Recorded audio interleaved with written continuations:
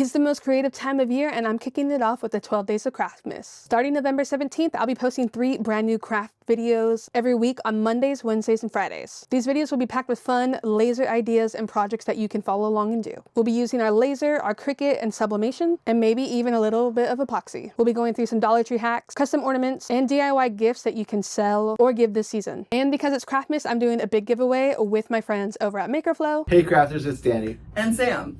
And little Mark and little John. And we are so excited that our friend Ashley's doing a giveaway. One lucky winner is going to get a brand new oven. What a great way to start the new year with the new crafting oven.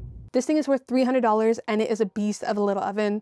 You can fit up to 12 20-ounce tumblers in it. There'll be a link in the description on how to enter, but definitely make sure you're commenting on these 12 Days of Craftmas videos so that you can see what's going on and enter the giveaway. So grab your tools and a little holiday spirit because the 12 Days of Craftmas starts November 17th right here on the Chip Builds channel.